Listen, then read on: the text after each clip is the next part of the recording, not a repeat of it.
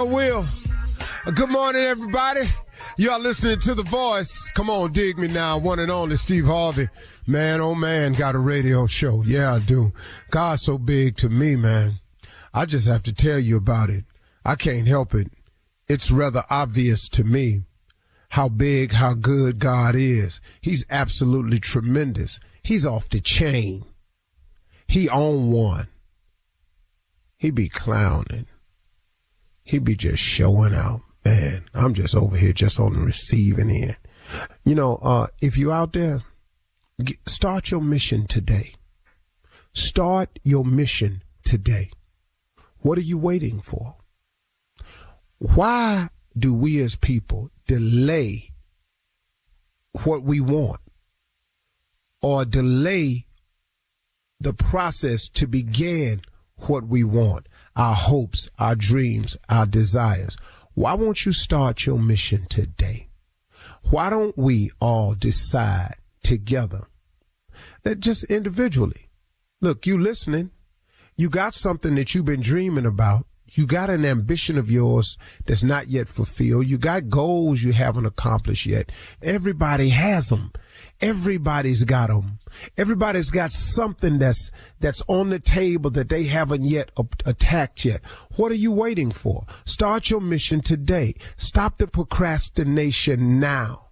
The procrastination is only hurting you, yourself. If you got a goal, an aspiration, a dream, and you fall off track momentarily, you can get back to that because God knows where you left off. Now, you may have to accomplish a few more things since you stopped for a long period of time, but God knows where you left off. You can get back on track. Look, man, this dream of being on TV since I was a kid, it got off track now. It got off track. I just kept it as one of the dreams. And in some real dark moments when it looked like it wasn't going to happen, all I was hanging on to was just a hope that one day it could. But that's what faith is really about. Faith is the belief in things that you cannot see. But faith gives you the confidence to keep hoping, man. Sometimes it just keep hope alive. Sometimes, you heard Jesse Jackson say it, just keep hope alive. Sometimes, man, it's just the hope. I was hanging on a hope. And I'm talking about when it got real ugly and funky out there for me. When it looked like I wasn't going to ever make it. And all of the facts was in and everything pointed in the direction you're not going to make it. You done really messed up this time. Then I sat there and I just hung on to the hope. But man, that's what I'm saying. If you got a dream or an aspiration, a vision or something, when you fall off track and you want to go get back in line, God holds your place. See, he held on to that for me. He knew I was off track and out of line, but he said, okay, here's where we stopped. You want to be on TV. Now, when you get it together and you quit tripping and you come and you turn to me, I'm going to hold your place, put you back in line, then we go and finish the journey. That took me a lot longer to get here than I wanted to, but then it was necessary because I needed all of them mishaps to happen to me along the way. So when I got on the radio one day, which I did not see coming, Steve Harvey got a radio show, y'all. That's why I say it every day. See, because of this radio show that I didn't see coming. Now I have stories to tell. I got experiences to share. And I can tell you about me better than I can tell you about anybody. And I done been through enough where it's relatable, where enough people can go, man, that happened to me. Appreciate you saying that. That's what it was for. See, I get it now. See, at the time, though, I didn't like what was happening to me. At the time, I was really in total disagreement with God on a lot of stuff he was pulling off on me. But in essence, I was really pulling it off on myself. But through his grace and mercy, he kept me through all of my mistakes, all my bad decisions, all my miscalculations, all my misfires, all the times I knowingly stepped out there and did wrong. He forgave me. He said, 'cause man, if you ever come to me, I have a plan for you that is going to be far and above. It will supersede everything you've ever dreamed of. That's what I did. I just got sick of me, good and sick of me. And I turned it over to God. And then God started working. And here I am today. Now, is he through with me yet? Nope. Have I arrived yet? Nope. But guess what? The journey is cool. You know, it's like I was talking to this young brother the other day about comedy. He's a really good stand-up, you know, this young dude is really good. He said, man, what is this I feel every night before I go on stage? I don't know what it is. I just want it off me. I said, sir, listen to me, young dude. This thing that climbs on my back every night before I go on stage, I don't know what it is. It's got something to do with pressure. It's got something to do with anticipation. It's got a whole lot to do with the fear of falling. He said, what you mean by that? I said, every night I walk out on stage, it's like I'm about to go and step off a cliff. I said, it's a sickening feeling. He said, man, but you do so well. I said, that's because the parachute opens. I said, but I want you to understand something. When I first walk out there, it's just stepping off the cliff. Now, these jokes provide a parachute, which slows my descent when I jump off the cliff. And I turn it into a glide. And then I take the audience this way and I swing them back over to that way. We might swing out to the Colorado Rockies. We may go down to Miami with this joke. We may take it on out to L.A. And I just swing back and forth till I land softly. The crowd cheers. The night is over with. I said, but it's been too many nights, though, when I walked off that cliff and I pulled the cord and the parachute didn't open. I said, I'm just free falling out there for 30 minutes. Ain't no jokes working. Ain't the parachute didn't open. I said, so see, that's what it's like for me. And then you know what I found out? If you done walked off the cliff in life and you ain't got no God in your life, it's like not having a parachute. You step off the cliff and you just free falling. Now see, now that fall gets you closer to the grave, right? See, we all heading to the grave from the moment we're born. But the cool thing about a relationship with God is when you step off the cliff and you got God, he a parachute. You still going down, but it's a nice ride. And God just helps your descent appear more like a rise and more like a euphoric fall. Instead of not having no God in your life and you just walking off that cliff every day, free falling, ain't got no cord, you steady pulling, you hollering the whole way because you done messed around with yourself and ain't let God come into your life and provide a parachute for you. I would rather have a parachute since I got to jump every day than to not have one. God has been like a parachute for me. Ask me where that came from. I can't tell you. But like I always say, most good things that happen in my life that I can't explain, it's usually him. You're listening to the Steve Harvey Morning Show. I'm Carol Fisher, and I'm hosting a podcast called The Girlfriends. It's Las Vegas, it's the 1990s, and it is time to find a husband. There were 4 Jewish doctors who were felt to be eligible bachelors. One of them was Bob Berenbaum. On paper, he was perfect, but in reality... This guy's a wacko. He choked her to the point she went unconscious. I would call him and I would say, I know you killed my sister. You can listen to The Girlfriends on the iHeartRadio app, Apple Podcasts, or wherever you get your podcasts. Ladies and gentlemen, it is here. The Steve Harvey Morning Show has beset itself upon us. It is an arrival of a new day. It is a glorious day. Today is the day that the Lord has made. Let us rejoice and be glad in it. I want to thank Ilos Vera Harvey for saying that to me on my way out to school every morning. I didn't get it back then because I was boy and I just didn't want to apply that. I ain't understand why she kept saying it. I heard this yesterday. But oh God, how I thank her for that. Because now I realize today is the day that the Lord has made, that I had nothing to do with the production of it.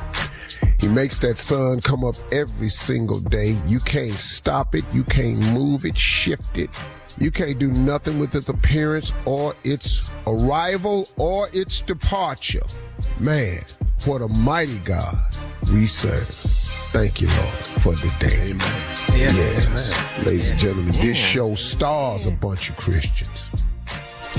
Shirley Strawberry, who sends me scriptures every morning, I've asked her to, and I thank her to do it. Carla Farrell, who is a Christian that's very similar to the Christian that I am. Entry-level Christianity only. Carl and I do not practice advanced Christianity. We are very comfortable with entry level.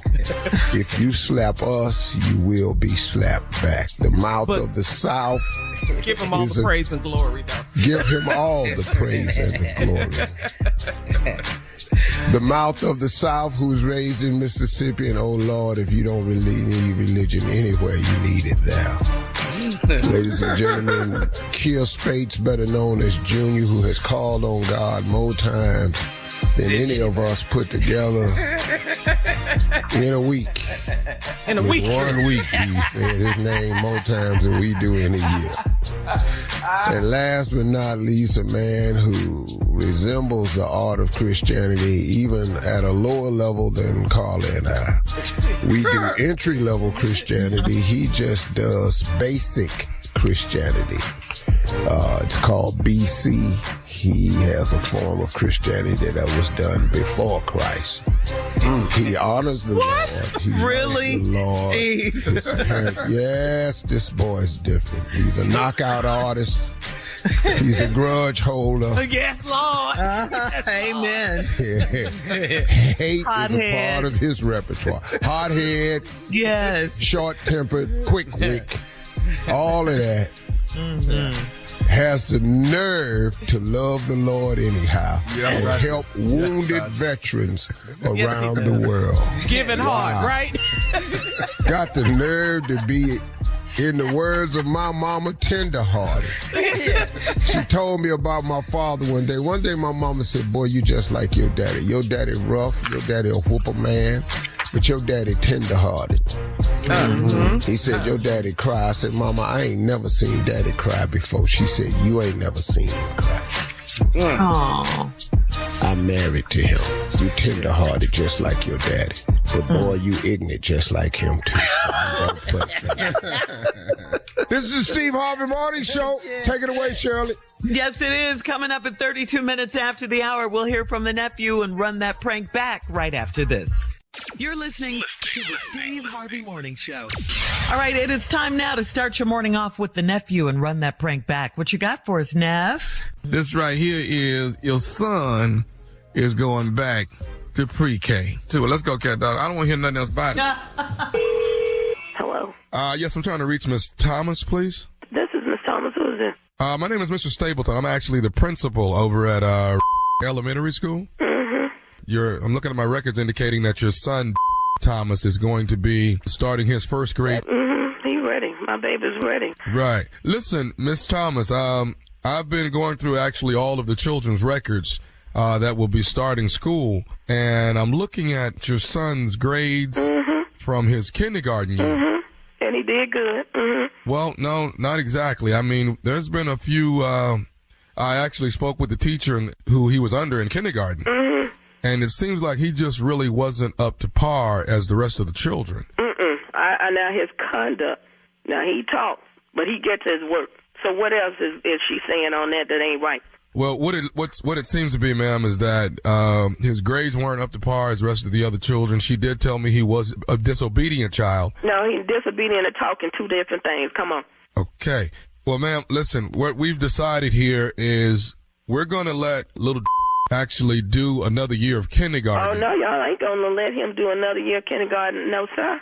Ma'am, that's the only choice I have after looking. No, we got our letter in the mail with our report card the week after school started, and it said on the back, promoted. And if I got to get up off this couch and go get it, I'm going to be out, because I'm telling you right now, we will be in the first grade. Kindergarten wasn't that hard. I'm not sure what they told you about him, but it must be the wrong.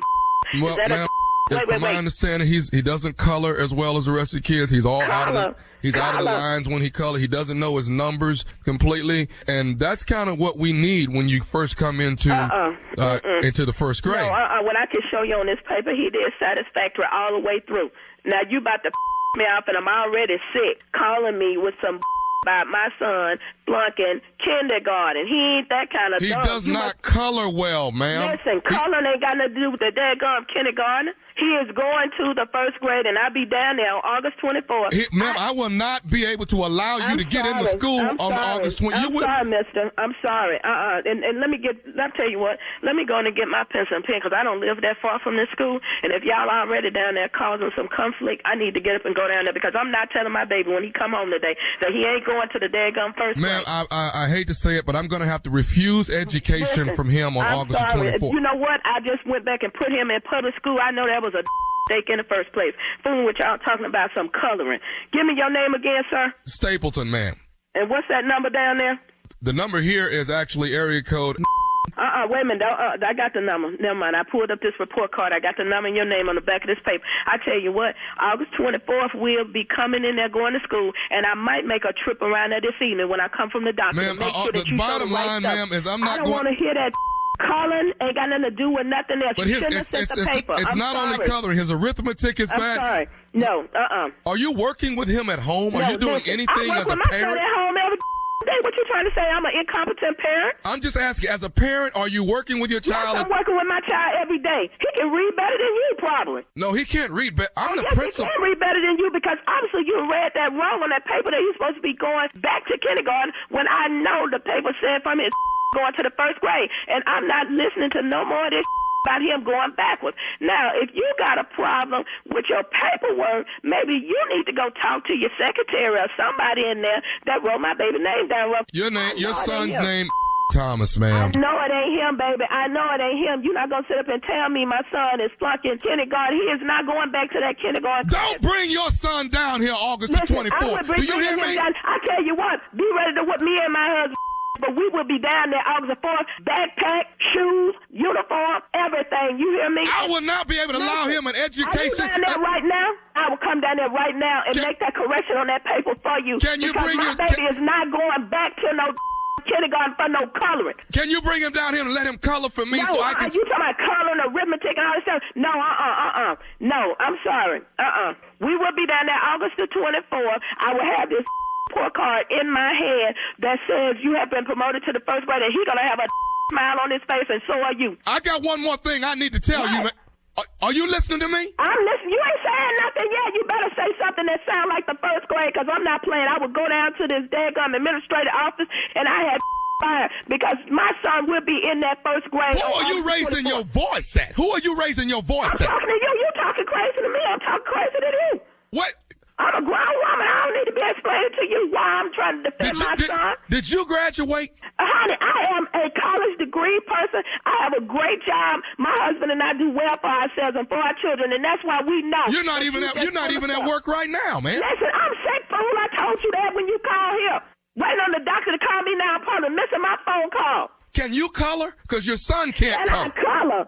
What kind of question is that to ask me, can I color? What are you, white or black? You asking me, you ask me, am I colored? No, I asked you, can you color? Like, your son I can't... hear some racist lines in there, can you color? No, my coloring and me being colored ain't got nothing to do with none of this. Is this a race thing? No, you trying to make sure you send him back? No, I'm not trying to send him back. I want to send him back to color, to get his coloring together. I tell you what, that ain't got nothing to do with nothing. And if you are the head person down there now, you are incompetent and you are an illiterate.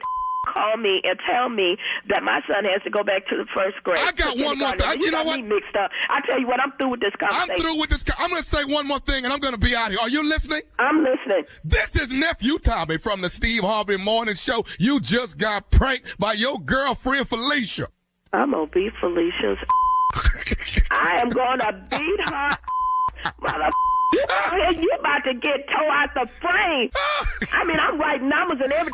And I'm recording everything. I'm going to beat her because she know I don't play when it comes to my kids. Okay, that's all right. All right, babe. One more question now. What is the baddest, I'm talking about the baddest radio show in the land? The Steve Harvey Morning Show, baby. Come on here now. Nope, we good. All right, Nephew. Coming up next, it is Ask the CLO, our Chief Love Officer, Steve Harvey, in the building, and he's waiting. You're listening to the Steve Harvey Morning Show. It is time to ask the CLO, Chief Love Officer, Steve Harvey. Yes, here we are. Is ready. Are you ready? Irma in Hammond writes, I'm a 60-year-old widow, and I'm dating a guy that's a chef. We bonded over our love for food, but he thinks he's the best cook on the planet. I made gumbo for him, and instead of enjoying it, he critiqued it. We got in an argument, and I said most of his food is bland. He hasn't called since. Should I reach out? Nothing like a good gumbo argument. Well, see, y'all two old ass people. Y'all two old ass people in here arguing about food instead of trying to find a way to get along. Y'all trying to find a way to see his need to be accepted as the chef and your need to be accepted as a good cook is greater than both y'all's needs to have a quality relationship. Oh, wow. There is a saying, I'm not sure if it's a scripture or not.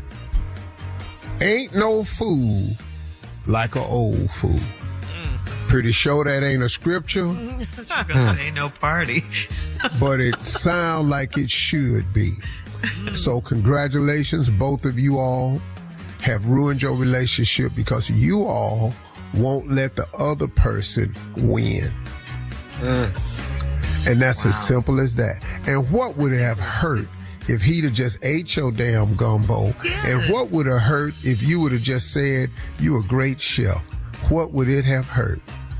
But he bought this on himself because he started it. He did. Dumbass dude. Yeah. Sometimes write the damn gumbo. His ego got in the way. Yep. All right. Moving on. Let's look at our very own show as a great example. Shirley can't boil water, but she got a husband, though, don't she? Hello, learn yourself something, lady. Teaching moment. And Po Nesto done had to eat Lord knows what out of a damn crock pot. He had steak and rice out of a crock pot one time, lady, with foam on it, and he ate it. No, he didn't. He didn't eat that. Let's pray for Nesto. Marie, moving on. Okay. Marie in Tampa says, my husband and I met through my best friend, so we're all close and they talk often. She needed boxes moved from her attic and she called my husband. I went too because I don't trust women. She jokingly said, don't nobody want your man? He laughed, but I didn't. Was she joking or being shady? The three of us on this show will tell you that the best jokes we've ever written has been 90% truth. The truth. Okay. It's so something to her line that she stated. It's something. Don't nobody want your man. Why you call him all the time? If you don't want my man, why you ask him to come over here and move no box? You don't know no other men. They got 3 men in a truck. They got all kind of moving companies you can call. Hell yeah. They probably got Uber Moves by now. There you go. U-Haul. So, you know what? You ain't tripping. Right. Yes. She says she does not trust women. Okay. Go with your first mind. All right, Marie. Not mad at her for that. Not at all. All right. Deidre in Portsmouth says, I'm moving to a new city to marry a man that I met online. I've been single for years, so I had to tell my old sex buddies and exes that I'll be off the market. One of them said goodbye. One of them got some goodbye cookie, too. I want to enter marriage with a clean slate. Should I change my Facebook page and my cell number? Well, if you want to enter marriage with a clean slate, what you need to do is quit calling people up. Yeah. Because your ass gets talked into things. I don't get it. You just need to quit calling people up. Hey, y'all, I'm finna move on. Huh? Say one more. What? One more. Say what? I hope she has a ring and a date. And Saturday? Something. Not Saturday. Last time. You promise? Okay. I'll be there. You like the red ones? Okay. She's too easy. need to just just do what you're gonna do. Block everybody, change your number, get off Facebook like that, and go on about your business. How many people you done had to call? Yeah. You might want to get baptized too. You might want to do a little of that too. You need to be washed. Yeah. In the blood of the Lamb. Right. Or you can get washed. That'll probably be better. Oh. Yeah. Because if you get washed, you pretty much go. Right. All right. Moving on to Liliana. Oh, Liliana, that's a pretty name. Liliana in Savannah says, I'm a 33-year-old Latina woman, and I am only interested in dating black men, but I hear horror stories about how mean they are. What? The first black man I dated ghosted me after we had sex, even after I waited 3 months to sleep with him. Is it a way to vet these guys before I get too deeply involved with them? So wait a minute, let me ask you something. Before you start slamming the whole black male race as being monsters that they are, why your ass ain't dating Latino men? Yeah, thank you. I mean Latin men. Liliana. It's because men are the same everywhere. Why don't you try some white men? We all the same. We men. We all get upset. Yeah. Now let me tell you something. If you got the wrong one, you got the wrong one. I don't care what race he belonged to.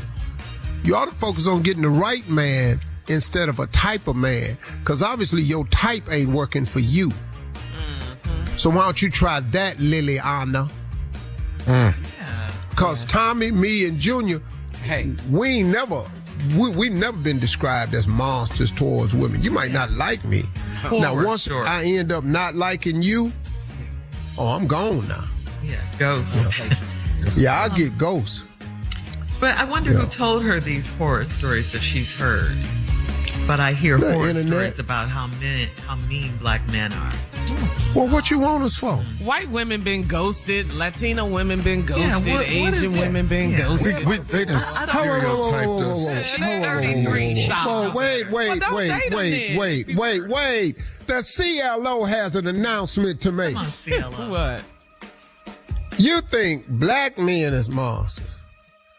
White men will have your ass on a fishing boat with rocks in the boat, rowing out to sea. But she yes, you ain't coming back.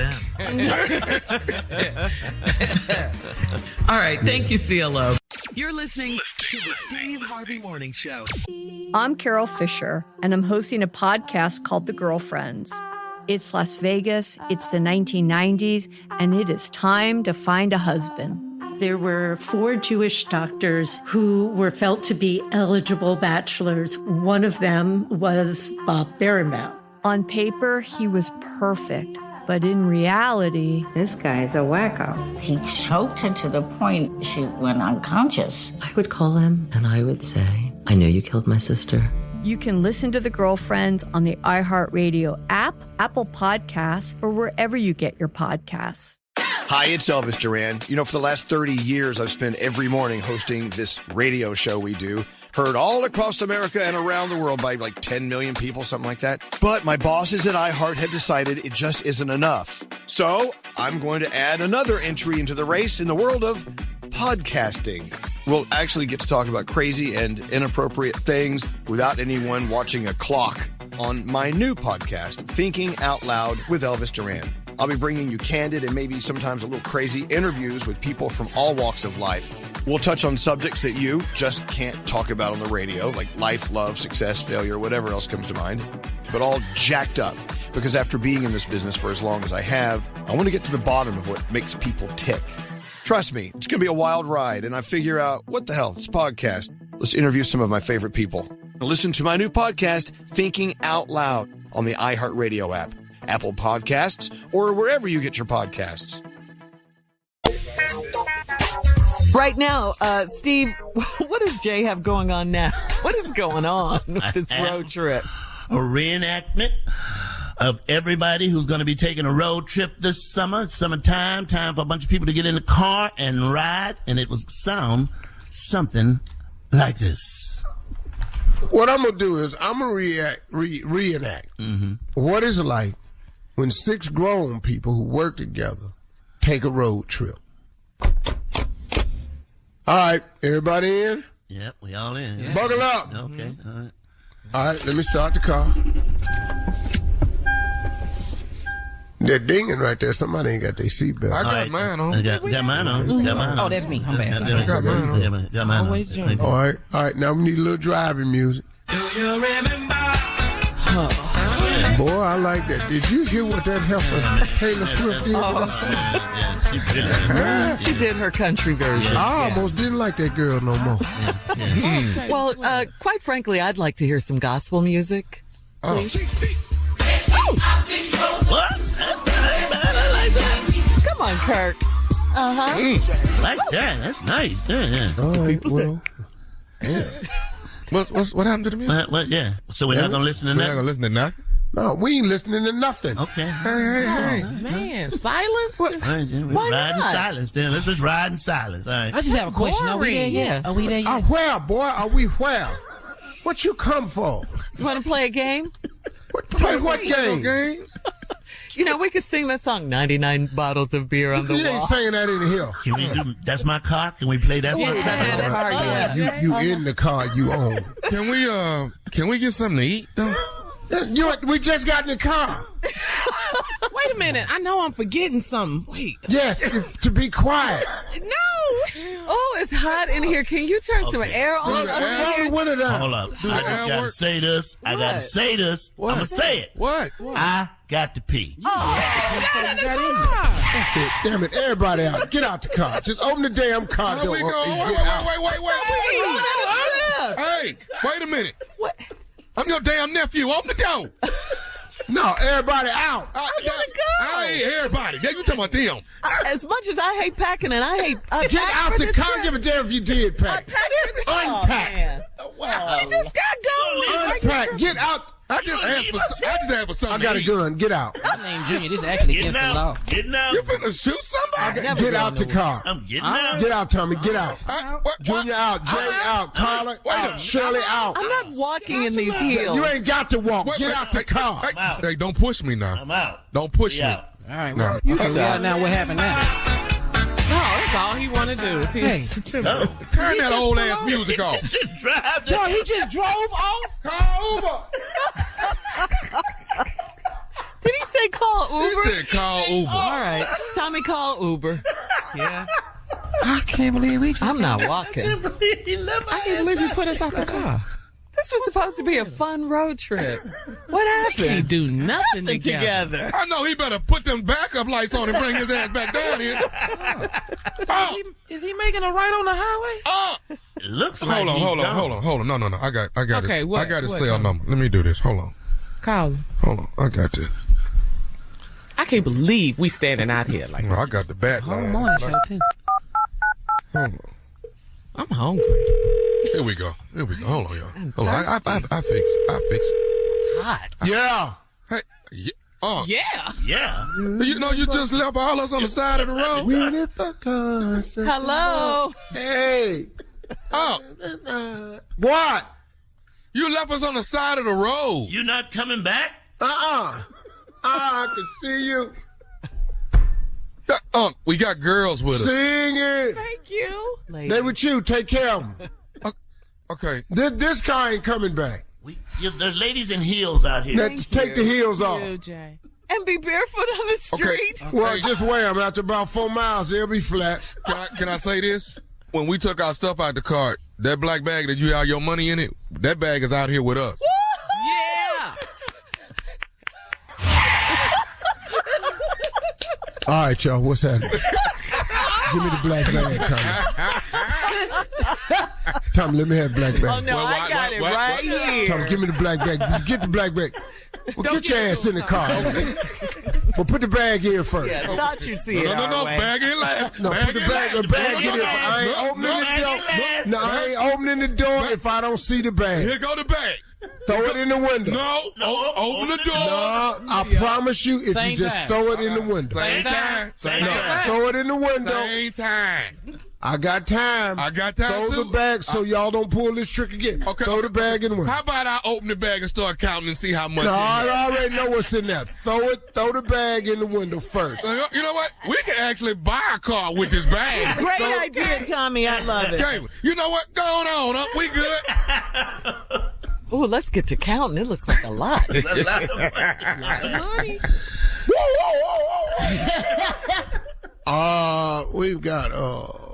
We've got 1, 2, 3, 4. We've got 5 Negroes on the side of the road with a black bag. Look like it don't belong to them. Let's step aside. Everybody, everybody, get on the ground. Wait a minute. Everybody, get your black ass on the ground. Shut up. We're a singing group. Yeah. Hey, you got one more time, little man. One more time, little man. Get your black ass on the ground. I got nothing but love for you. Everybody down on the ground now? Good. Yeah. That was a warning shot. The next one goes in you. All right. Hand me the bag. Same time. Hand me the bag. Is this the police officer? You ain't got time for that. Hand me the bag. I've been shot before. I don't want to go through that no more. I'm so scared. We can't do a damn thing together. We can't take a road trip. We can't take a road trip at all. You're listening to the Steve Harvey Morning Show. It is time now for a round of Would You Rather. Would you rather get a tattoo on the inside of your lip, or would you get a tattoo all over your right thigh? Which one? Inside of your lip. A lot of people do that. Not my lip, man. Mm-hmm. Yeah, I'm gonna get that on my thigh, because my thigh and lip is the same size.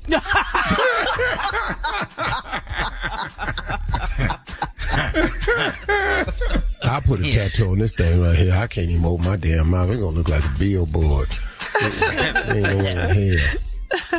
All right.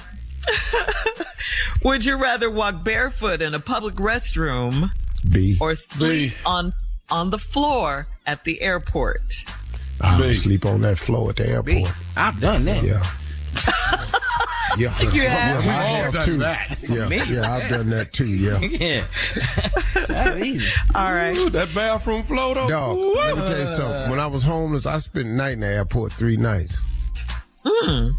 Yeah. And? Oh man. Yeah, I spent the night. They had bathroom in there and everything, and then I So just you stayed didn't have there. a flight? You just went in there? Oh hell no! You know it was before 9/11. You could just walk up I just went on in there, man. I went on. I stayed at the gate, kept acting like I was bored, and turned around, walked over there, and laid my ass back Kept down. looking up at the screen. Man, wanted to go somewhere, act like I was interested. Have you slept at the bus station before? And then hell yeah. And then I met this girl that worked at the pretzel place, Auntie's pretzels. She liked me. Dog. She gave me pretzels all day long during her shift. I kept them at night. I ate pretzels for about 3 days. No meat, some water. Had a water fountain in the hallway. Had water, bathroom. I was comfortable. I was in there. Dog, I was in there people watching and stuff. Then I sat across from a Fridays, and they had a TV on in there. I watched TV. You had everything you needed. Oh, dog, I was comfortable. Wow, Steve. All right. Would you rather be the captain of the football team or the valedictorian of your school, of the whole school? Man, football team. I ain't finna be that. What is B again? It's the valedictorian, the smartest person, the one with the best grades that gives the address. I ain't finna be that. I'm gonna be this captain of his football team. They ain't never famous. Nobody know the valedictorian. Yeah, at least I know how to give a speech in the locker room, because that speech I missing it. You ain't even gonna understand that. Man, I'm sure we is glad y'all had me up here today. You sound like, Sound like Herschel. Yeah, I'm gonna go on be this captain of the football team. I ain't gonna make that valid thing. Valedictorian. What? All right. You're listening to the Steve Harvey Morning Show. All right, the company Dyson, we've all heard of Dyson, of course, mostly known for vacuum cleaners. Well, they've secretly been working on robots that do household chores. I'm whispering because they said secret, and when people say secret, you kind of naturally whisper, right? What kind of household chores we talking about? All right, what the kind gadgets seem to be... Okay, yeah, listen. Okay, here we go. The gadgets seem to be different versions of robot arms that put stuff away, okay, tidy up a bit. Mm-hmm. They help with the vacuuming, and they do the dishes, my favorite. What household chore, here's a question, guys. What household chore do you dislike doing the most? What chore did your mom make you do on Saturday mornings? Oh, my God. Let me tell you something. You know, we all have been there. If that robot can't get them baseboards, my mama not fooling with them. If you can't get them baseboards, my mama not having that. My mama will cuss this robot out if you don't get these baseboards. I'm telling you that. And I'm talking about in this whole house, you're going to get these baseboards. And I mean that. And y'all gonna clean that whole refrigerator out. Take everything out and clean that refrigerator out. And put everything back in there the way it's supposed to be. Now, if the robot can't do that, then I'm sorry. We're not gonna be able to use y'all. I'm gonna try it though, because I don't want to do it. I love it. Trying it. Oh my God! What you got, Junior? Yeah, I'll tell you right now. Please let me know when the robot that can clean toilets. Please let me know when he get here. I am sick of toilets to this day. That's why I got cleaning people now. Cause my mom made me clean this toilet not just on Saturdays, Mondays, Tuesdays, Wednesdays. I'm sick of toilets. The back of the toilet, under the toilet, around the toilet, the bowl, inside, under the lip. If I could get a robot for that, I'm buying it. I'm buying it. Come on. Today. And matter of fact, when you get through with that toilet, Junior talking about, if that robot can't put that Comet in that tub and let it sit for a minute, because you know, we always sprinkle the tub like seasoning with Comet. We sprinkle it in there and walk away. And let it sit for a minute. Walk away with a little bit of water in there. You but wait a minute, a little bit of water and let it sit. Yeah. And Tommy, there were the Comet people and the Ajax people. We were Comet people. Always. We was Comet. Always Comet people. But there was Ajax too. Remember Ajax? Same as Comet. The blue can and the green can. Yes. But it was almost like, you use Comet? We use Ajax. Oh, you use Ajax? We use Comet. Sick of that. And don't let it be something that really need to be clean. That's when Grandmama break out that ammonia on you. That's just damn near knock you out. Yes. And bleach. Oh, those chemicals. Do you know how many chemicals we breathed in as kids? I think your house wasn't clean unless you didn't smell like chemicals. I don't think your house was and Pine Sol, Lord. Pine Sol, yes. Everything. Yes. See, but we didn't upgrade it now, baby. You got to have that fabuloso. That purple one. That purple one, baby. Smells so good. I love it. All right, so I got go ahead. What's it, Carl? Okay, so Tommy, you brought back some memories when you said clean out the refrigerator and take everything out. So when we were little, we moved from Chicago to Houston. I was maybe about 12. So we lived with my grandmother for a little while. Boy, my grandmother told my mom, clean out the refrigerator. So my mom put it off. Now my mom good and grown. With kids of her own, the child of her own.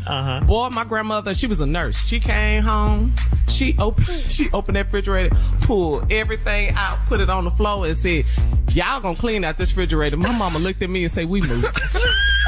We're moving.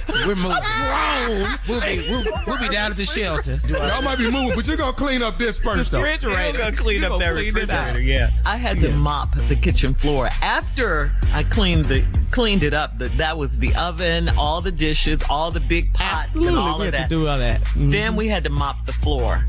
Lord. And we had the mop that you had to wring out. Yeah. Remember that mop? Yeah. You know what's got to be clean to me? I can't stand it. The microwave has to be clean. I can't stand when somebody warm up something in the microwave and it done popped all over the doggone place. Man, you ain't clean when you open that door, it looked like a crime scene in there. How come nobody bought it? You ain't just gonna just bust the sausage in there. And before I knew you couldn't put aluminum in the microwave, that was something. You did that? What? Oh, sorry. I didn't know. Coming up next, the nephew with today's prank phone call. Right after this. You're listening to the Steve Harvey Morning Show. Coming up right about 4 minutes after the hour, as always, it's my strawberry letter for today. The subject is, I don't think we're really cousins. We'll get into it. Don't worry. We'll get into it. You don't want to be. You don't want to All right. We'll get into it. But you know you are. But right now, the nephew is here with today's prank phone call. What you got for us, Neff?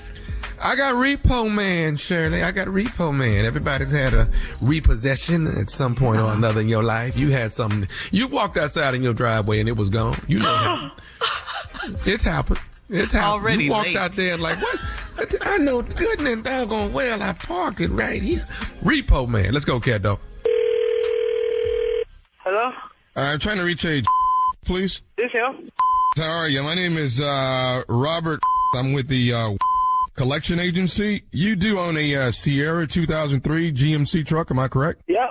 Okay, we don't show that we've had any payments within the last, I guess, about 3, close to 4 months now. And we want to try and stop having to come in and repossess it. Maybe we give you a chance to bring your payment in, but we haven't had a payment from you in about 4 months, sir. No, I just want to pay my truck note. I had changed some financial. I'm with the other bank. I don't remember them no more. Yeah, I've been paying all the time. They direct deposit from my account. I ain't worried about that. Well, I'm with they've turned you over to us. I'm with collection agency, and we haven't gotten anything from. I don't show any paperwork here on the computer at all that we've had any payments made within the last 4 months. So that's why they. No, I've been paying it. I don't know how they turned it over to y'all without my permission. They can't never turn my titles and my truck over to y'all and pay y'all. I don't even know y'all. Well, I understand that, sir. What happens is if you haven't paid it in a certain amount of time, it actually comes over to the collection agency, and that's what they've done. They've actually sent it over to us.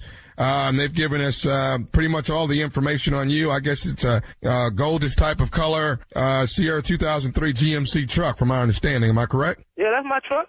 Okay. Now, what I'm going to need from you today, Jeremy, is for you to come in and make a payment to us this evening for 4 months. So we can, so we don't have to come in and repossess your truck. And I don't want to have to do that, but if I have to send a wrecker out there to you, I have your address on file as well. I don't want to have to send anybody out to pick it up. Hey, hold on, partner, slow down.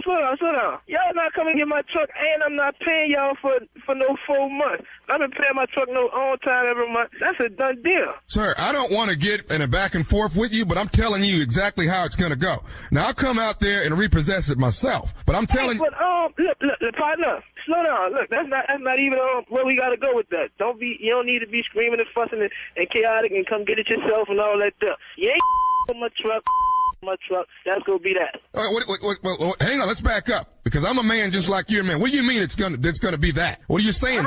What are you saying to me, son? I'm telling you. Look, son. Look, I'm telling you that I paid my truck note and that's a final. I don't know who you is. Well, I've already stated to you before. I'm with agency, and let's get one thing straight. You don't tell me, I tell you. Now, hey, dude, calm down. We're on the phone. It don't make no sense talking, over the phone and whatnot. You can come get the truck. My truck right here at work. I'm right here. You can come try to get my truck. You can come over here. Sure, I'm already aware of where you work and the whole 9 yards. Now, I'm trying to be as cordial with you as I can. Now, you can. You're not being cordial. You're talking about coming get my truck when I told you I'd be paying my. So, you should have dropped down and be like, all right, I'm going to check with somebody else to make sure I'm right. And then call me back. I'm telling you haven't paid anything. That's what I'm telling you. I've got it listed on the computer. You've been turned over an agency, and you haven't done it. You haven't done a thing. Well, you stupid. You wasting your breath screaming and hollering over the phone like that, because that ain't going to do me or you no good. If you ain't getting no money from me, then you ain't coming my truck. Well, matter of fact, you could come in my truck. I'm going to be at my truck and I'm going to wait on you. What time you going to be there? It doesn't make any difference, sir. You're going to get repossessed tonight. If I don't get 4 months payment, definitely. If I don't get 4 months payment brought into me, collection agency, your truck will be taken care of. Hold on. Listen, man, hold on. If I thought you with me, you kind of serious. Go with my truck. Hey, look, stop screaming at me over this phone, partner. You quit cursing at me. That's what's wrong. You, man. Man, you got me twisted. Look, my truck parked right outside. You can come over here and get it. I'll be sitting on there waiting for you. Look, you know what? I'm at the point I don't give a about this job. I'm ready to come kick your. That's what I'm ready to do. Call him back, Cat.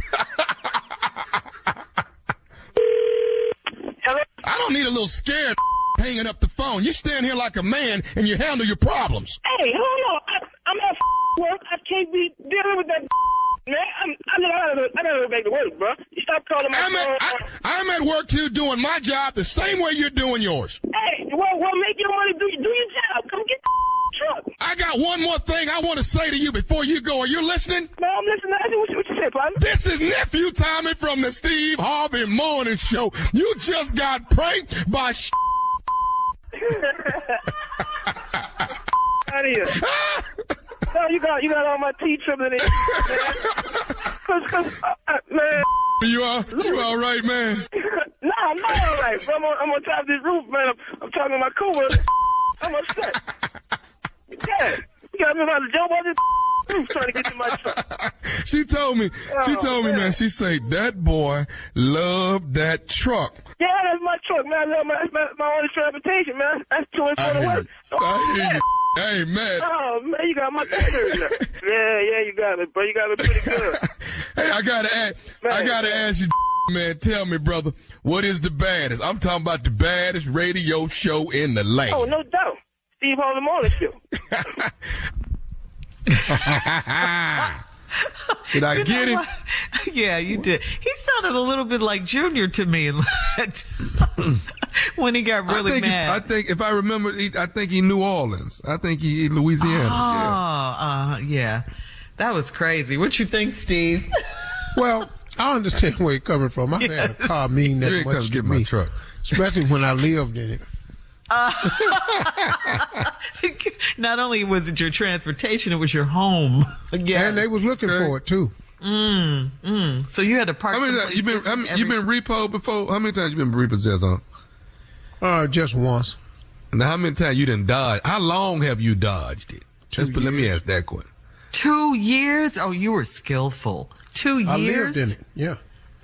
So you had to park somewhere different all the time then? I catch the bus home. I had a bike rack put on the back of it so I could park it somewhere and ride the bike home, then ride the bike back to it, go to work, park it somewhere else. You do better painting it, dog. Bike over there. No, I ain't had it. No wonder you were in shape. Oh, I was outstanding. And back then, Shirley, black people didn't have no bike rack on the back of their car. You were very creative, Steve. Dog, I parked at a friend's house. Wake up, couldn't remember where the hell my car was. Dog, you gonna come get your car out the driveway so I can go to work? Oh, I done went to the wrong house. Oh. Wow, Steve. Wow. What was all in there? What did you have in you? How much clothes and stuff? I mean, just little stuff.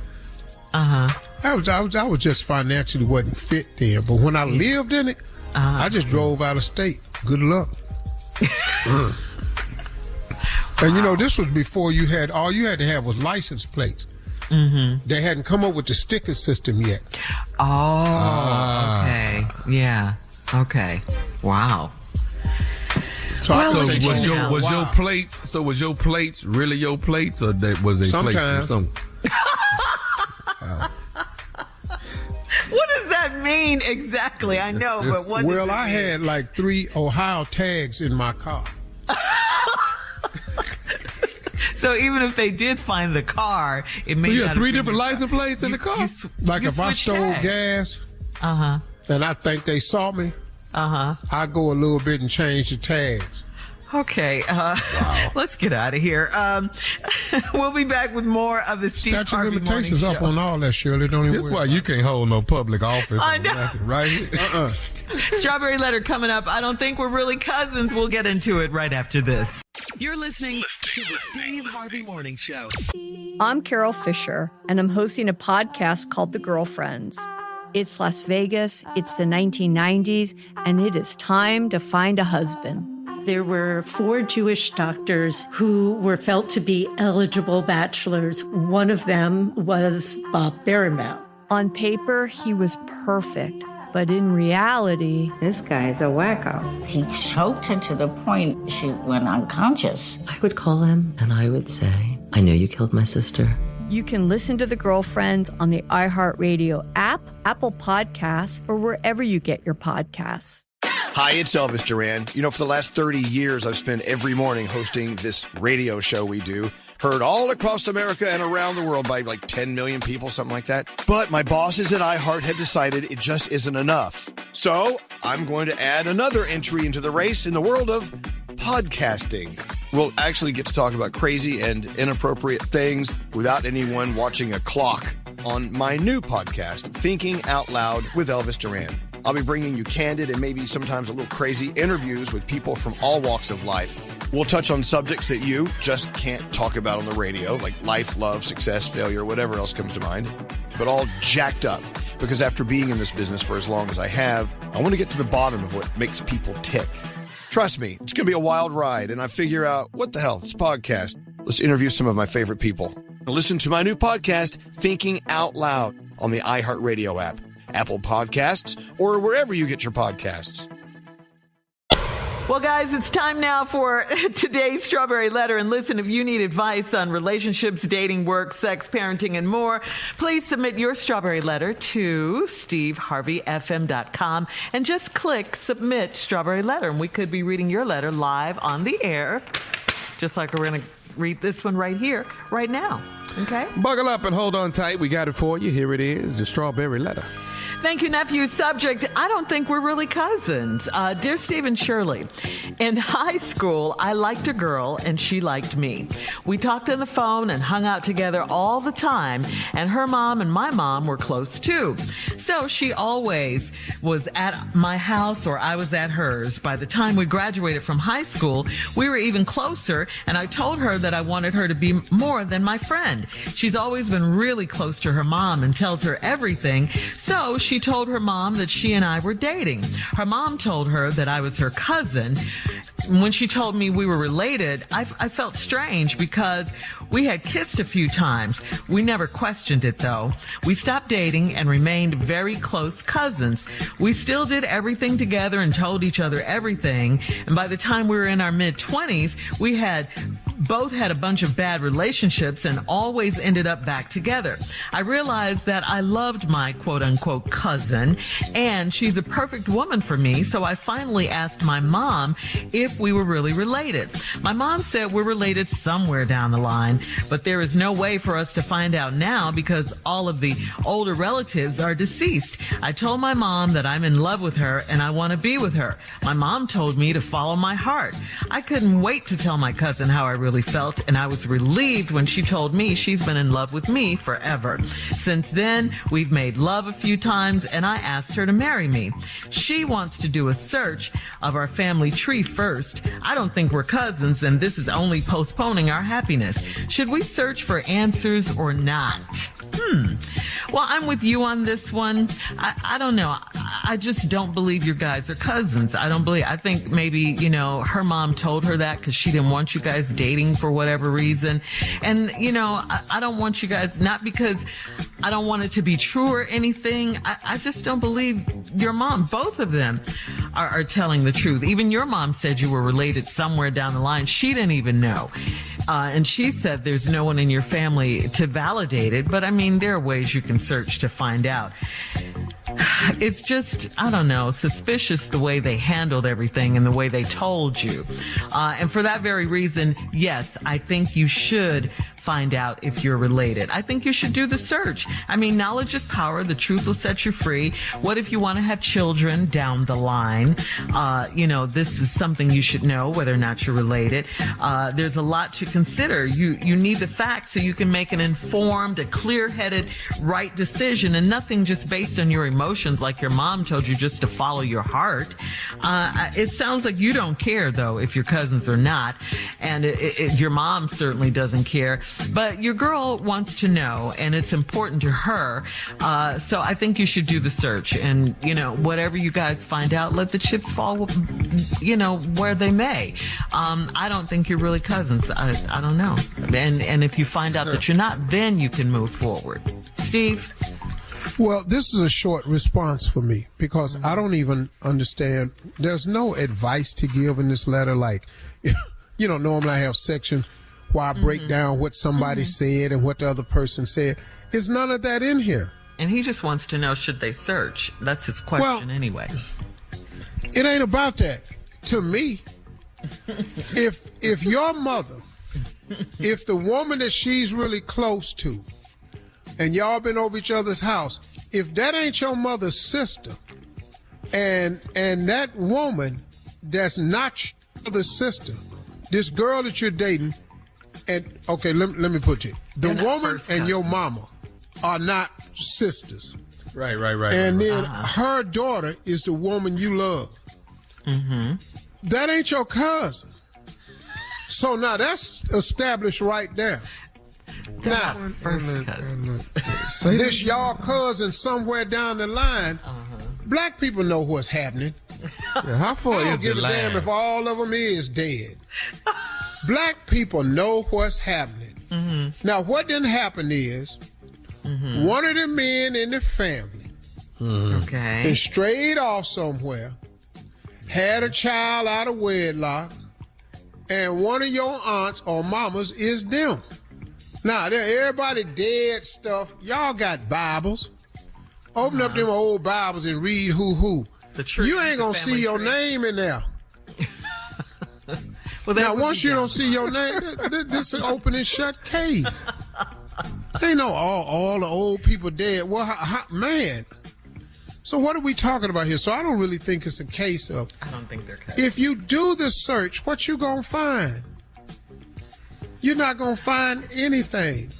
And you already in love with the girl. She in love with the girl. I mean, she in love with you. I mean, what? At least they would know. What if they want kids? They're too far down the line for that to affect anything, you're saying? I think they're way down the line. I don't even know if they're on the line. Once removed, Let me tell you something. If it was something dangerous, the boy's mother would not have said, follow your heart. But the other mother was the one that said they're cousins. I think she said it because she didn't want them to date. She just said that. Well, okay, tell her mama, go ask her mama how. But she can't even tell how these other two is related. The two women, what's their relationship? They're just really close. It'll only okay, well that ain't your cousin. Really yeah. But they did it. You do know they did it, right? Yeah, it's in the letter. They said it in the letter. Yeah, it's in the letter. Okay, we'll have part 2 of Steve's response no turning coming back. Coming up at 23 minutes after the hour. Subject, I don't think we're really cousins. We'll get back into it right after this. You're listening to the Steve Harvey Morning Show. All right, come on, Steve. Let's recap today's interesting strawberry letter. Subject, I don't think we're really cousins. All right. This guy was in high school. He liked a girl, and she liked him. They talked on the phone, hung out together all the time. Yeah. Her mom and my mom were close, too. So she was always at my house. Never once in this letter does it say her mom and his mom was related. By the time they graduated high school, we were even closer. I told her I want to be more than friends. She's always been really close to her mom and tells everything. So she told her mom she and I were dating. Her mom told her I was her cousin. But your mama ain't related to this to the boy's mama. They're just close. So now where that come from? When she told me we were related, I felt strange because I had kissed a few times. We never questioned it though. We stopped dating and remained close. Everything together. Then they went through a bunch of bad relationships and always ended up back together. And then he said, I realized I love my cousin. And she's a perfect woman for me. So this dude go and ask his mom if they really related. The mother said, y'all related somewhere down the line. But ain't no way to find out because all the older relatives are dead. Well, you can find out. In the line. What? Well, okay, what is we talking about this for? I told my mom that I'm in love with her and I want to be with her. My mom told me to follow my heart. So then he ran and told the girl, who he thinks his cousin, how he really felt. And he was relieved when she told me She been in love with me forever. Mm-hmm. Well, then since then, they done made love a few times. Yeah. And I asked her to marry me. Yeah. She wants to do a search of our family tree first, because she don't want to come up and get embarrassed, you know. Then half these people you think is dead going to show up at the wedding. Well, ain't this strange? You know, I'm Esther and Gertrude's niece. I'm your on cousin, Bartholomew's side. Yeah. They all have old slave-ass names and everything. Bartholomew? Frederick. You know, Frederick was your great uncle. Frederick Douglass. Boy, you got an afro just like him. You're be okay. So she wants to do a search and to think. And he said, I don't think we're cousins. And this is only postponing our happiness. Should we search for answers or not? Okay, let me explain something to you, son. When you get through searching, it ain't going to change one thing you feel about this girl. Come on, boy. Nope. When you get through searching, it ain't going to erase the fact that y'all in love with each other and y'all been together. It ain't going to erase nothing, no matter what the search say. And if you find out you somewhere way down the line, how far down the line is it? Now, how many people got to die? Steve. Well, all your evidence is dead. Down the line is dead. But your mother and her mother ain't even related. So what are y'all talking about? See, I think her mother didn't want them to date because immediately when she told him that, they stopped dating. If there's no relation between the two friends, well, that could be happening because maybe they just friends and the two kids is in other families. Yeah, I mean, that's a possibility. That's why I don't think they're cousins. I don't think it'll hurt anything to do the search. But see, the problem with that is we talking about two mothers, though. See, once you have mothers involved, it ain't no you ain't in the family. What you mean? This woman is the mother of the boy. The one other that said, mother follow your heart. Is the mother of the girl. Right. So how are these two kids related? How? Am I missing something? It could be through. Could it be through marriage? I don't know. I try to figure it out too. Maybe the two women were married to the same brothers or some or friends. That could happen, but that's I don't think they're. I just don't think they're related. What's that test you take? Did we have that test one time? What is the name of that thing? Ancestry.com. Ancestry. That's it right there. Ancestry. I just did one. I just did a test. I just did it. I've had people do mine for me. So that's what I'm saying. You don't have to have living relatives, so his mom said everybody's dead to prove whether or not they're cousins. I can find stuff on my mother's side, but it goes back to my father and it stops. Oh. So if down the line ain't here, you can still find out what's going on. Yeah. He love her though. What's going to happen and if she that's loves the him. Yeah. Yeah. She loves him. She's the one that wants to know. I mean, you do have to consider which children is smart. and all of that. That's smart. Yeah, you have That's to consider children and everything. Are you out, Steve? You done? Well, I told you, I'm through with it. Because you got awfully quiet right there. It's hard to raise anyway. Go on, have it. Well, ain't that the truth? You said a mouthful. Hell yeah, right you're going to have a situation with him if ain't nothing wrong with him. Yes, Lord. All right, listen, guys. You can leave your comments on today's letter on Instagram at Steve Harvey FM and check out the Strawberry Letter podcast on demand. You're listening to the Steve Harvey Morning Show. All right, time now to check Steve's voicemail. And if you would like to leave a voicemail for Steve, call him 877-29-STEVE, 877-29-STEVE.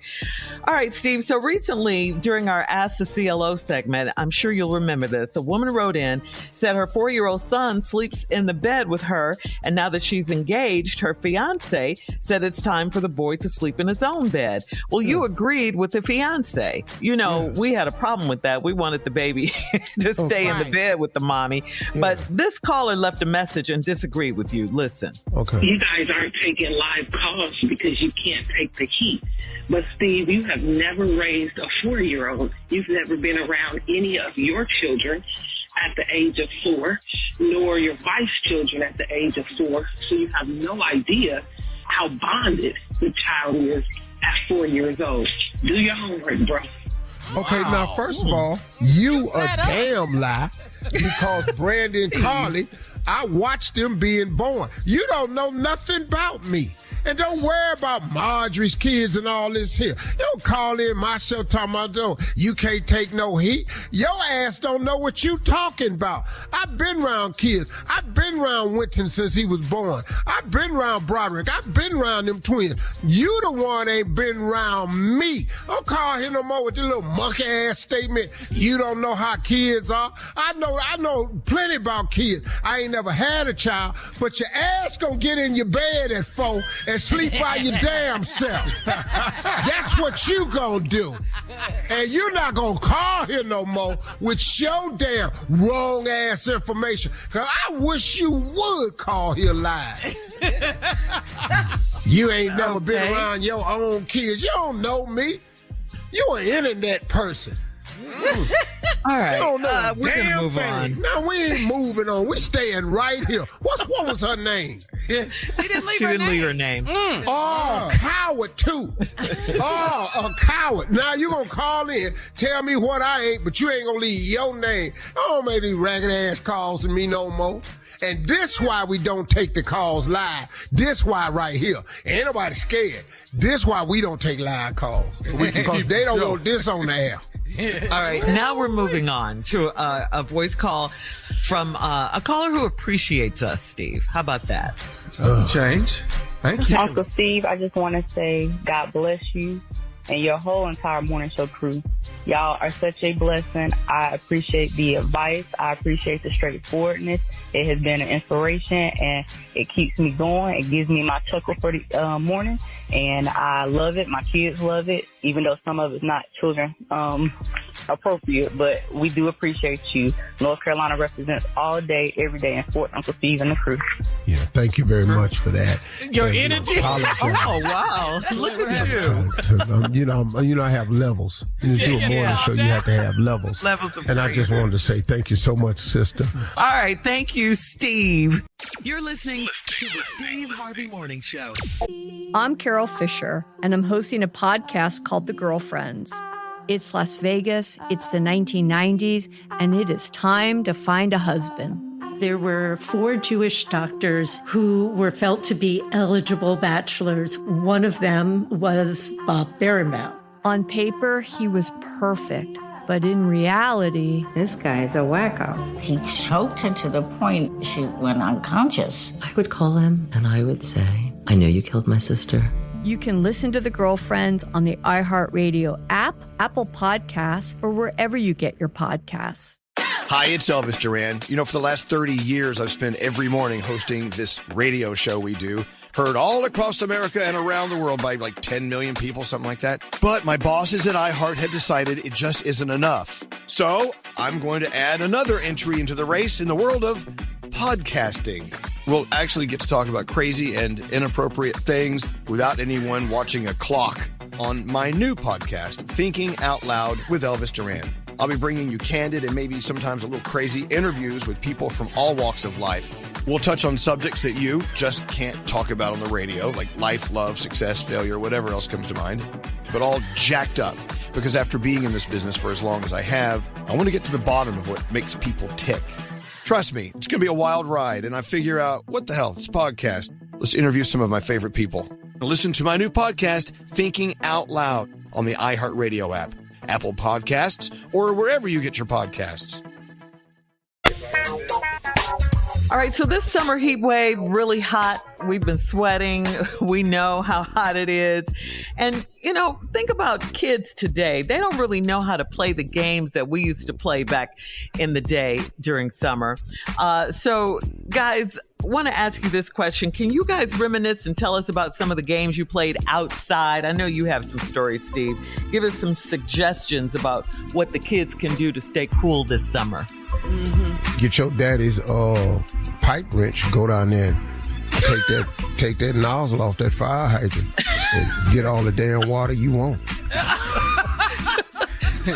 Or turn that sprinkler on in the front yard and just run your ass back and forth through it. Yeah. In and out, in.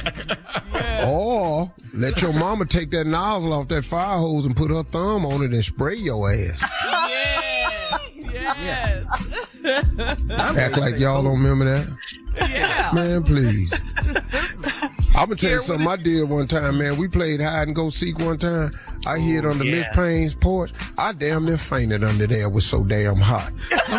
Nobody never found you. Man, ain't nobody found me, and I forgot we was playing. I was damn near lost consciousness under that hot ass porch. Yeah.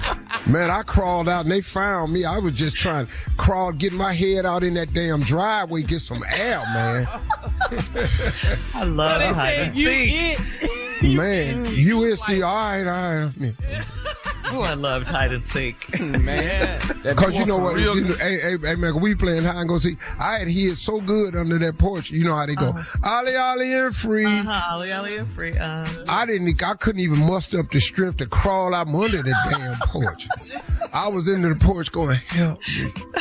Help me. Other kids find me. Other kids find me. Tell you what, man, that was fun though when we growing up, because we had to go outside. Going outside was fun. We went to play like it was a job. You left the house at 9 that morning, you couldn't come back in there till 5. That's right.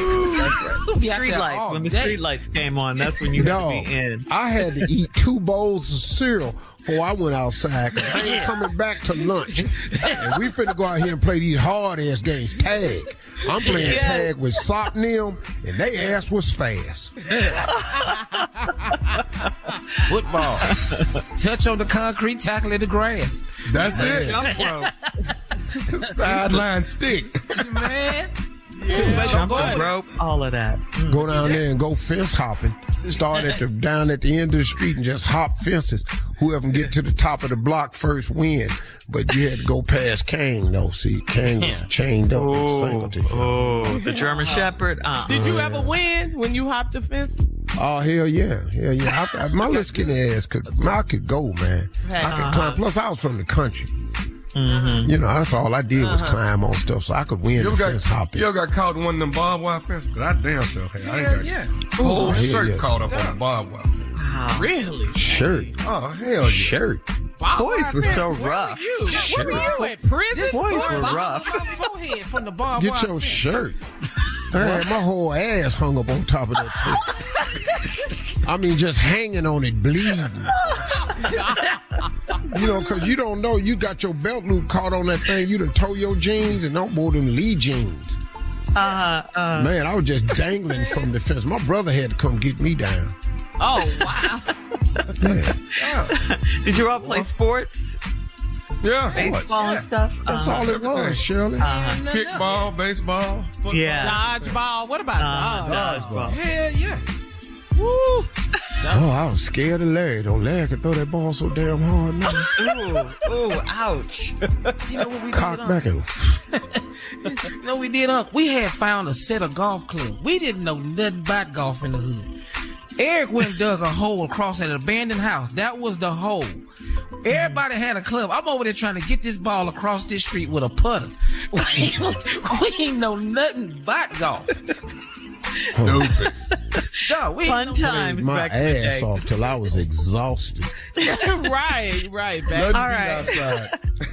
Thanks, guys. We'll have more of the Steve Harvey Morning Show coming up in about 20 minutes after the hour, right after this. You're listening to the Steve Harvey Morning Show. So, Listen to this story, guys. A meat manufacturing company experienced a glitch in its payroll recently and accidentally paid a worker 300 times his salary, and now they can't seem to find the guy. The worker expected his usual monthly check of $545, but instead received a check for more than $180,000. Now, when he noticed the mistake, he alerted his manager, who told him to go to his bank and repay the money.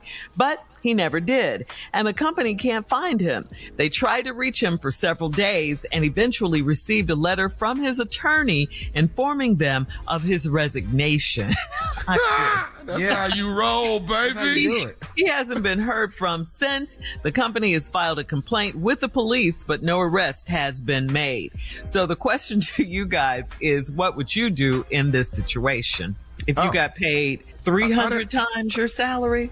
Oh, I'm out. I done told y'all, I'm telling you, I will die in front of you right there. You would think I'm gone.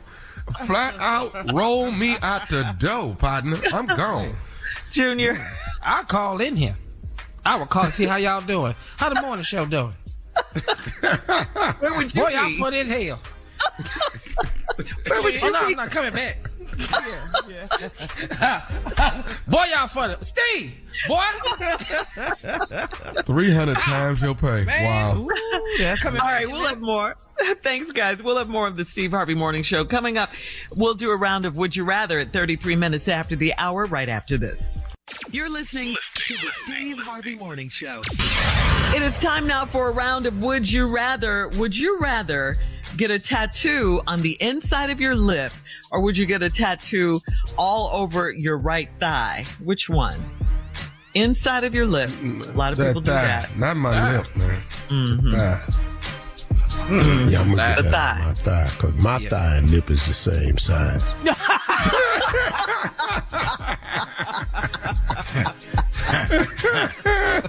I put a tattoo on this thing right here. I can't even open my damn mouth. It's gonna look like a billboard. Ain't no way in hell. All right. Would you rather walk barefoot in a public restroom or sleep on the floor at the airport? I'll sleep on that floor at the airport. I've done that. Yeah. Yeah, You have? I have done too. that. Yeah, I've done that too. Yeah. Yeah. That's easy. All right. Ooh, that bathroom flow though. Dog, let me tell you something. When I was homeless, I spent the night in the airport 3 nights. Yeah. And? Oh, man. Yeah, I spent the night. They had bathroom in there and everything, and then I I So just you stayed didn't have there. a flight? You just went in there? Oh, hell no. You know, it was before 9/11. You could just walk I up just to went on in there, man. I stayed at the gate, kept acting like I was bored, and turned around, go back over there and lay my ass back Kept down. looking up at the screen. Man, wanted to go somewhere, act like I was interested. Have you slept at the bus station before? And then hell yeah. And then I met this girl that worked at the pretzel place, Auntie's Pretzels. She liked me. Dog. She gave me pretzels all day long during her shift. I kept them at night. I ate pretzels for about 3 days. No meat, some water. Had a water fountain in the hallway. Had water, bathroom. I was comfortable. I was in there. Dog, I was in there, people watching and stuff. Then I sat across from a Fridays, and they had a TV on in there. I watched TV. You had everything you needed. Oh, dog, I was comfortable. Wow, Steve. All right. Would you rather be the captain of the football team or the valedictorian of your school, of the whole school? Man, hey, football team. I ain't finna be that. What is B again? The valedictorian, you know, the smartest person, the one with the best grades that gives the I ain't address. finna be that. I'm gonna be this captain of this football Dang, that team. was famous. Something I got Nobody a know the chance at. valedictorian. Yeah, at least I know how to give a speech in the locker room, because that speech I missing that you ain't even understand that. Now, I'm sure we is glad y'all had me up here today. You know who you sound like, Sound like Herschel. Yeah, I'm gonna go and be this captain of the football team. I ain't gonna make that valid thing. Valedictorian. What? All right. We'll be back with our last break of the day and some closing remarks coming up at 49 minutes after the hour, right after this. You're listening to the Steve Harvey Morning Show. I'm Carol Fisher, and I'm hosting a podcast called The Girlfriends. It's Las Vegas, it's the 1990s, and it is time to find a husband. There were 4 Jewish doctors who were felt to be eligible bachelors. One of them was Bob Berenbaum. On paper, he was perfect, but in reality... This guy's a wacko. He choked her to the point she went unconscious. I would call him and I would say, I know you killed my sister. You can listen to The Girlfriends on the iHeartRadio app, Apple Podcasts, or wherever you get your podcasts. All right, here we are, Steve. We've come to the end of our show. Wow, a lot of stuff happened on this show today. So here we go with just one more thing and your closing remarks. Well, I wanted to talk to you all in my closing remarks today about something that I've had to learn to rely on more of late. I wish I had learned this a lot earlier in my life. It would have helped me such a great deal. I've had to learn to trust in God's timing, and I've had to learn to trust in God's will. Now, these are tough lessons to learn. I know why I didn't learn these lessons earlier, because I thought that it was in my best interest to work as hard as I could, make choices and decisions, and go about the process of trying to make those choices and decisions work. And I did that. And a lot of people do that. And, we set our goals and our dreams up on our vision boards, and we get locked in on that. And that's what we start shooting for. What I've learned as I've gotten older is, Steve Harvey, it's absolutely fine to have aspirations, dreams, and visions and goals. But in your request of requiring or attaining all of these things, you should also add in the request that God, let your will be done and give me the strength and wisdom to trust in your timing. But I didn't do that. I thought that it was in my best interest to set my goals and aspirations and then just start working towards them as hard as I could. Some of those things happened because some of those things were in his will. But when a lot of things didn't happen for me, I didn't understand that it just wasn't God's will for me.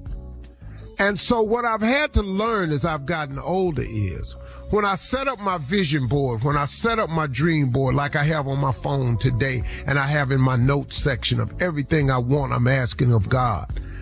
On page 1, it says, trust in his timing and trust in his will. Because the older I've gotten, I've discovered something.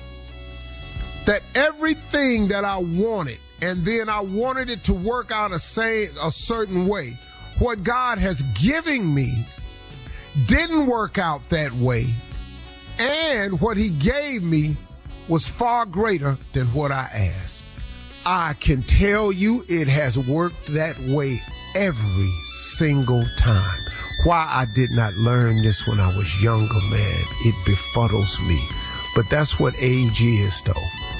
That's what experience is. They say experience is priceless. It's a shame you have to pay for it with your youth. And it cost me my youth to learn that God's will and God's timing is far superior than mine. So now, Steve, how do you fix that? How do you fix that? Well, it's a couple of things I had to get in line with. First of all, the will of God. Our Father who art in heaven, hallowed be thy name, thy kingdom come. Thy will be done on earth as it is in heaven. That's important when you pray, to ask God that his will be done in your life. I mean, who would know better how to direct your life than the person who gave you life? your creator. So that was the first thing I had to start implementing in my prayer, to let your will be done on earth as it is in heaven. And then the Lord's Prayer gets real specific. Give us this day our daily bread. You know what that is? You're just asking for, you need enough to get through today. See, tomorrow ain't promised, and you have no control over tomorrow. Do you know that today is enough? Do you know that if you take care of yourself today, today got plenty for you to do? Today is a monster, man. Today is a truckload. This is all we were built for. We were built for today. Now, once again, that's not to mean you don't have aspirations, goals, and hopes for tomorrow. That's not what it says. The Bible says a man without a dream or a vision shall perish. That ain't what he's saying. But you got to get your focus on today. Give us this day our daily bread, because that's enough. Tomorrow will take care of itself. And like that quote I was reading to you all the other day that I got, and I'm gonna grab it right quick. But it really, really helped me, man, in my focus point of learning how to be, you know, because it's just important that I learn this lesson right here. Fear does not stop death. It stops life. And worrying does not take away tomorrow's troubles. It takes away today's peace. Come on, man.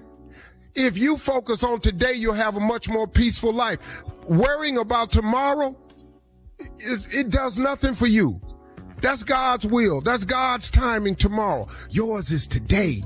Focus on today, man. Trust in God's timing. Trust in God's will, because it's better than the plan you got. I thank God that I started to become more trusting in his timing and his will, and stop tripping all the time on what Steve Harvey wants. What do God want for you, man? Have you ever asked that? That's way better than what you could ever imagine. Those are my closing remarks. Don't forget to pray. Don't be ashamed to pray, and don't ever be too proud to pray, because prayer changes things. Prayer changes people. Y'all have a good day today.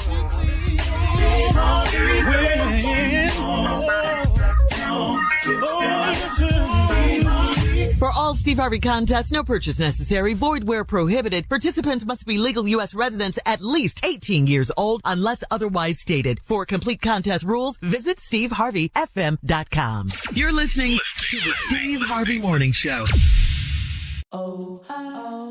I'm Carol Fisher, and I'm hosting a podcast called The Girlfriends. Back in the 1990s in Las Vegas, a few of us dated the most eligible bachelor in town, Bob.